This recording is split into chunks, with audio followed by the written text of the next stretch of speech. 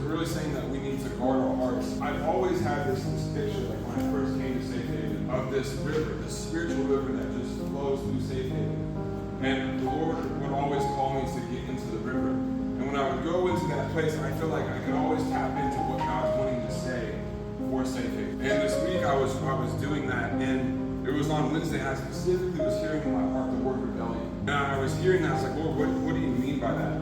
And just for reference, the word rebellion is an act of violence or an open resistance to established government or ruler. Or another term could be the action or the process of resisting authority, control, or convention. And I was just meditating on it. I was like, Lord, what is that? What does that mean for our community? And it brought me back to, who can tell me the first time that we've ever seen, or like when was the first rebellion that ever happened? Anybody know? I'm sure you do. The first one that ever happened was actually in heaven, right? The place of perfection, the place where God's presence was. Lucifer rebelled.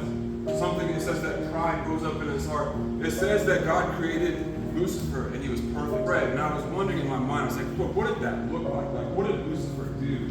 And the Lord spoke to me, he's like, it started with a word. It started with a seed, right? Discontentment. And one of the things that I was thinking, like, what could have said? He got tired. He's like, man, why do we always have to worship God? Like, he created me, I'm perfect. But these thoughts that start rising up, and he starts spreading that seed into the other angels.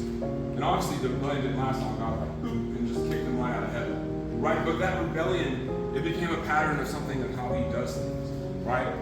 Jesus talks about too a lot through the Gospels. He does a lot of parables about seeds, right? And the Lord was drawing my attention to that.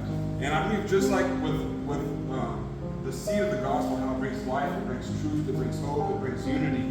There's an other seed that can be planted, right? And we know with the seed, especially with something that can be a negative seed, it starts off harmlessly, right? It seems like it's not that big a deal. Maybe it's small, but we know from Scripture that once there's a seed planted and it takes root, it bears a plant, right? And then that plant bears a fruit, bears a harvest.